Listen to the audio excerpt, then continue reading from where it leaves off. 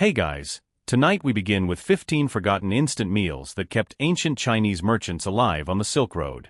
Food you could make in under 10 minutes without crying. So before you get comfortable, take a moment, like the video and subscribe, but only if you genuinely enjoy what I do here. And let me know in the comments where you're tuning in from and what time it is for you. It's always fascinating to see who's joining us from around the world. Now dim the lights, maybe turn on a fan for that soft background hum. And let's ease into tonight's journey together. Let us begin with something that feels suspiciously modern. Dried wheat noodles. Yes, long before instant ramen cups, before late-night door meals, before anyone argued about authentic broth, ancient Chinese merchants were already carrying the original version. No branding, no seasoning packet, no smiling cartoon mascot promising flavor adventure, just dried strands of wheat dough. The logic was simple. Fresh noodles spoil. Spoiled noodles ruin morale. Ruined morale in the middle of the Takan Desert is not ideal for productivity. So they dried them completely. Moisture was the enemy. Moisture meant mold. Mold meant illness. Illness meant your camel gets promoted to carrying your goods and you do not. Once dried, the noodles became nearly indestructible. Lightweight, stackable, calm under pressure. They sat quietly in saddlebags for weeks, minding their business, while silk and jade took all the glory. And when the caravan stopped for the night, fires were lit, guards rotated, someone fetched water, a pot went on the flame, in went the noodles. A few minutes later, dinner existed. It was not fancy. No delicate plating, no hand-pulled theatrical performance in front of impressed traders. Just boiled wheat doing its job. And honestly, that is what makes it brilliant. Carbohydrates are portable energy. When you are crossing mountain passes at high altitude or negotiating trade deals in a language you barely understand, you need calories more than you need culinary innovation. No one on the Silk Road was reviewing noodle elasticity. They were thinking, does this keep me alive until tomorrow? Sometimes merchants added shaved jerky. Sometimes a spoonful of fermented soybean paste. Sometimes nothing at all. And even plain, it worked. There is something almost comforting about that simplicity. Add water, apply heat, avoid starvation. 2,000 years later, the formula has not changed much. We just upgraded the packaging and downgraded the patience. So the next time you slurp instant noodles and feel mildly unimpressed, remember somewhere in ancient Central Asia, a tired merchant was doing the same thing. Squatting by a fire, wind in his face, grateful for a bowl of boiled wheat. No plastic fork, no sodium warning label, just survival in a bowl.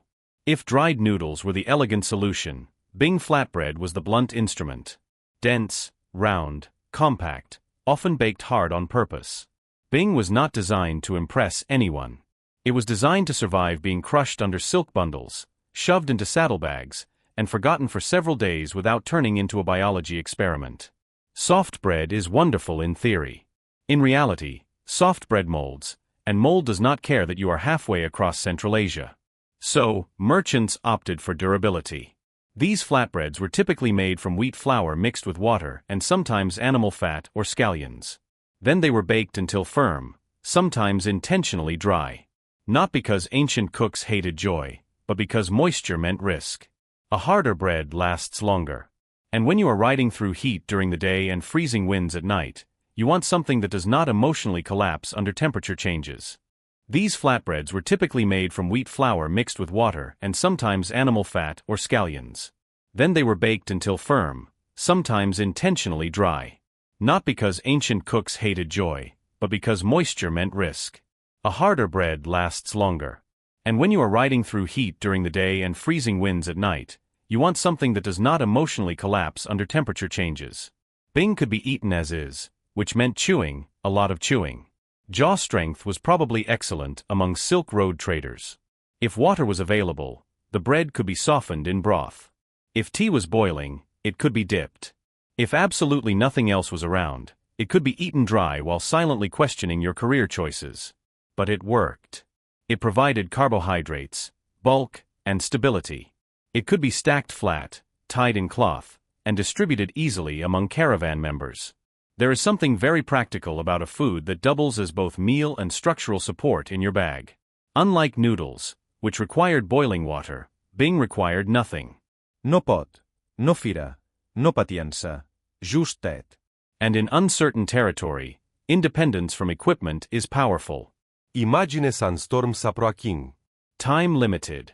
You cannot stop to cook. You reach into your bag, pull out a disk of bread, and continue walking.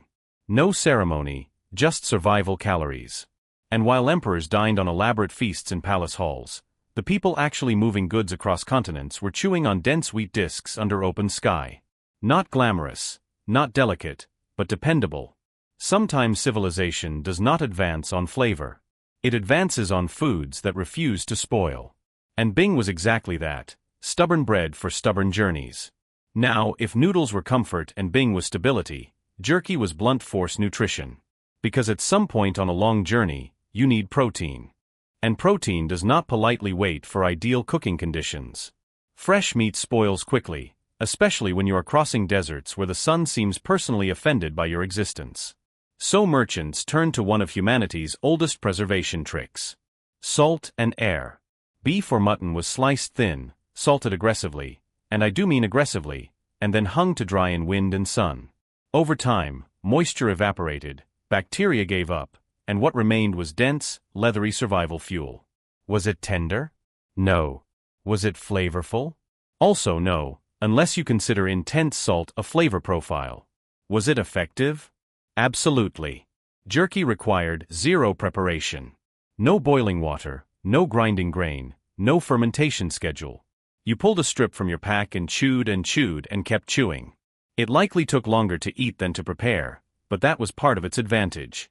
The slow chew meant slow consumption. It stretched your ration. It kept your mouth busy while walking through endless stretches of sand and scrubland. Also, let us be honest. Jaw strength among Silk Road merchants must have been impressive.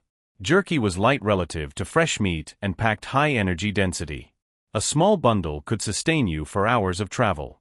In environments where fires were risky or fuel scarce, jerky became essential. There is also something psychologically grounding about meat on a long journey. It signals strength. It signals substance. It reminds you that you are not surviving on grain alone. And importantly, jerky did not care about politics.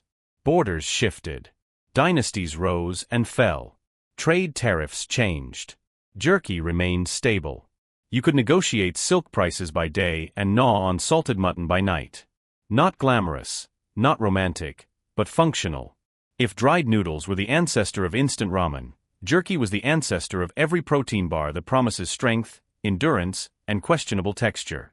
The difference is that ancient merchants did not pretend it was gourmet. They knew exactly what it was.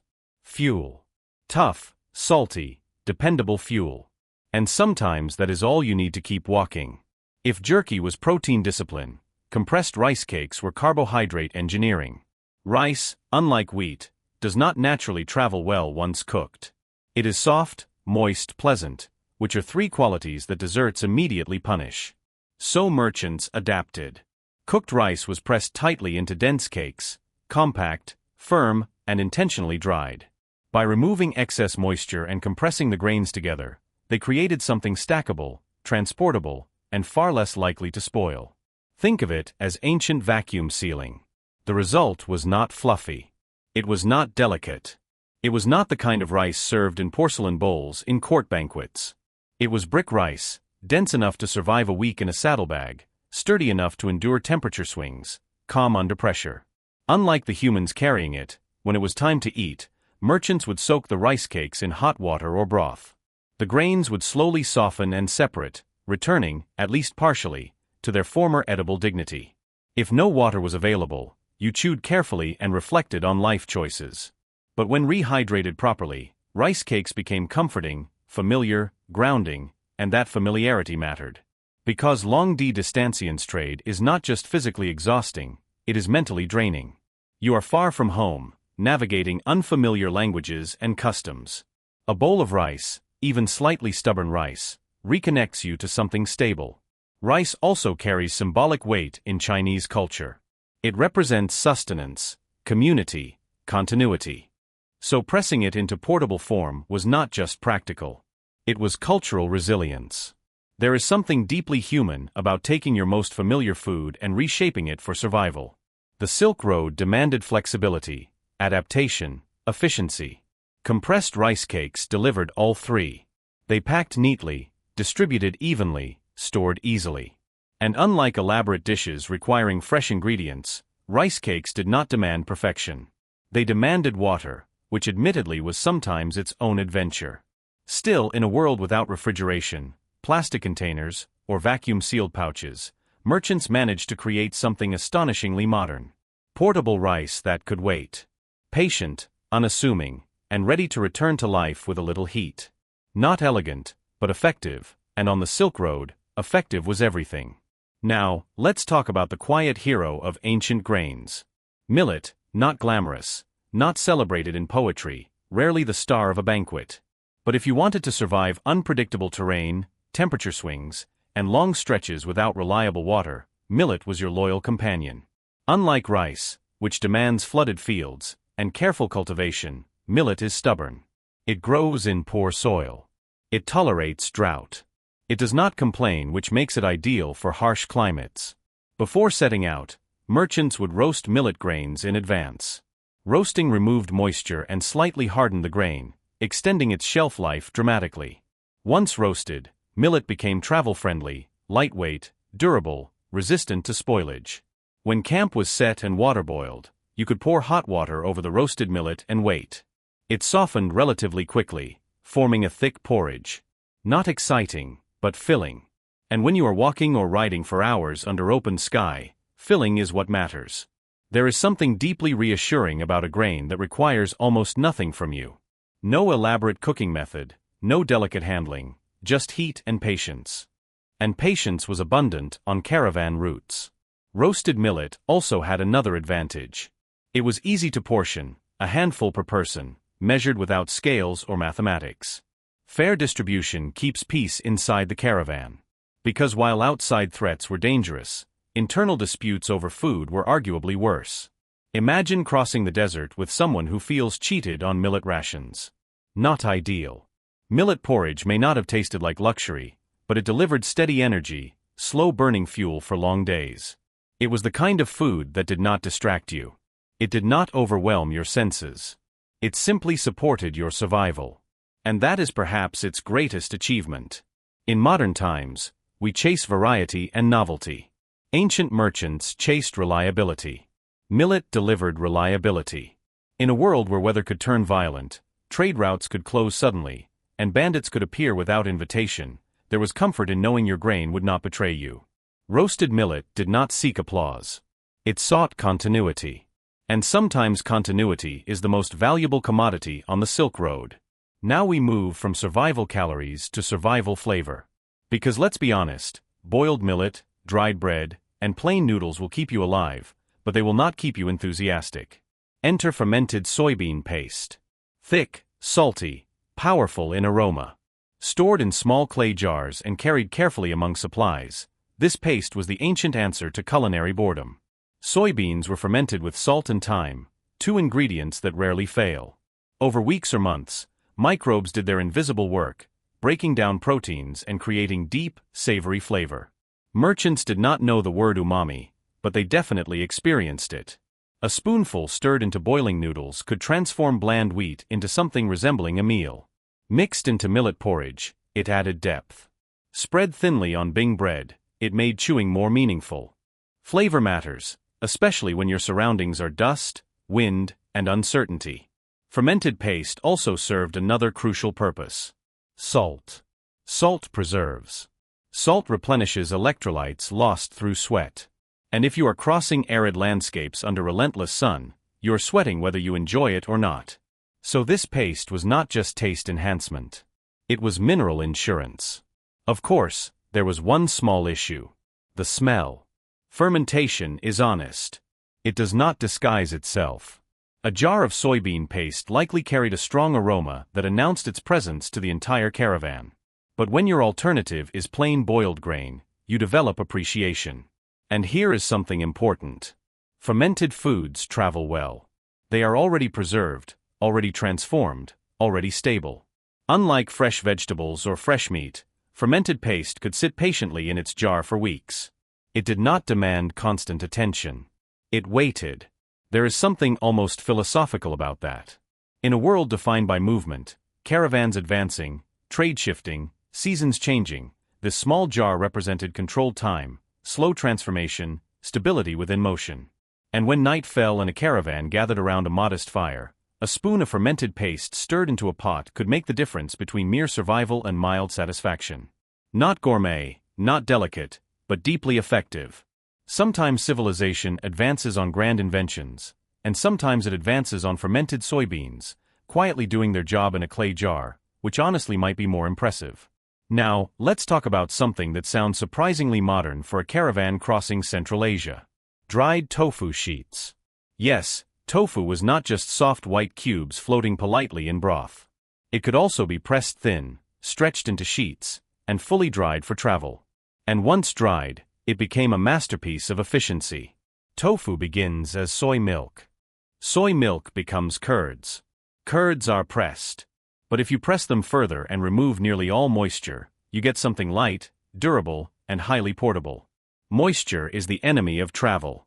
Dryness is security. Dried tofu sheets weighed very little.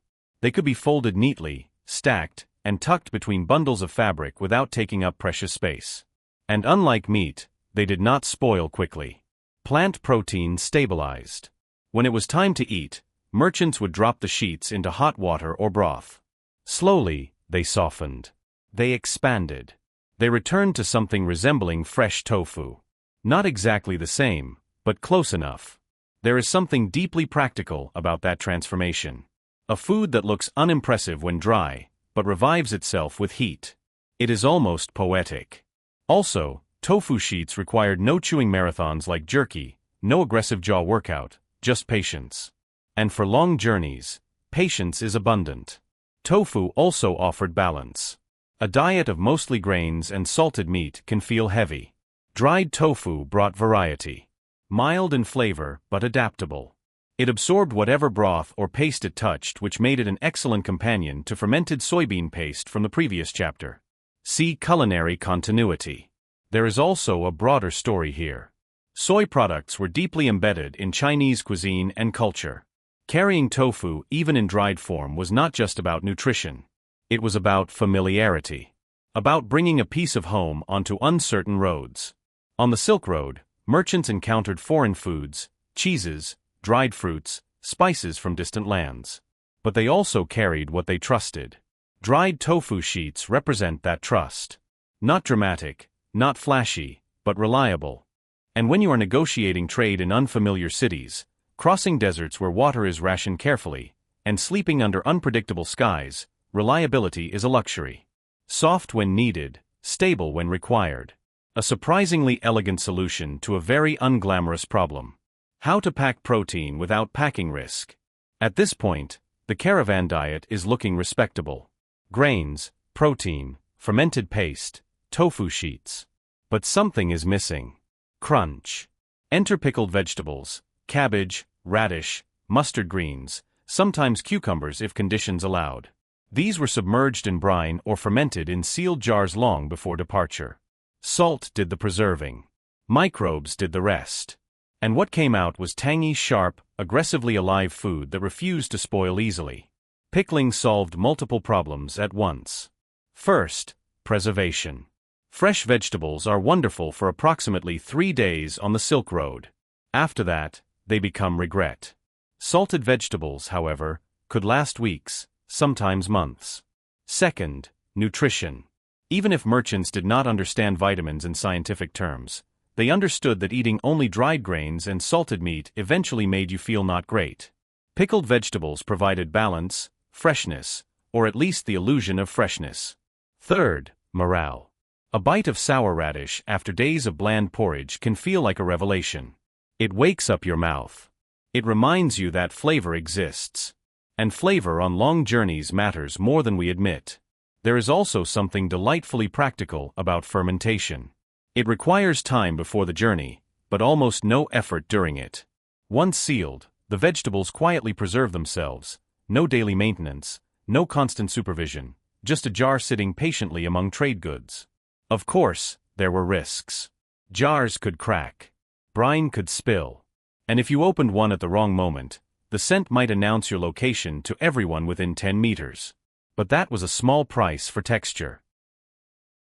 And when you are negotiating trade in unfamiliar cities, crossing deserts where water is rationed carefully, and sleeping under unpredictable skies, reliability is a luxury. Soft when needed, stable when required. A surprisingly elegant solution to a very unglamorous problem. How to pack protein without packing risk. At this point, the caravan diet is looking respectable. Grains, protein, fermented paste, tofu sheets. But something is missing. Crunch. Enter pickled vegetables, cabbage, radish, mustard greens, sometimes cucumbers if conditions allowed. These were submerged in brine or fermented in sealed jars long before departure. Salt did the preserving. Microbes did the rest. And what came out was tangy, sharp, aggressively alive food that refused to spoil easily. Pickling solved multiple problems at once. First, preservation. Fresh vegetables are wonderful for approximately 3 days on the Silk Road. After that, they become regret. Salted vegetables, however, could last weeks, sometimes months. Second, nutrition. Even if merchants did not understand vitamins in scientific terms, they understood that eating only dried grains and salted meat eventually made you feel not great. Pickled vegetables provided balance, freshness, or at least the illusion of freshness. Third, morale. A bite of sour radish after days of bland porridge can feel like a revelation. It wakes up your mouth. It reminds you that flavor exists. And flavor on long journeys matters more than we admit. There is also something delightfully practical about fermentation. It requires time before the journey, but almost no effort during it. Once sealed, the vegetables quietly preserve themselves. No daily maintenance, no constant supervision, just a jar sitting patiently among trade goods. Of course, there were risks. Jars could crack. Brine could spill. And if you opened one at the wrong moment, the scent might announce your location to everyone within 10 meters. But that was a small price for texture. Imagine a caravan gathering at dusk, wind calming, fires lit, noodles boiling. Someone opens a jar. The sharp aroma cuts through the desert air. It is not subtle, but it is comforting. Pickled vegetables were not glamorous trade items like silk or porcelain. They were practical insurance against dietary monotony.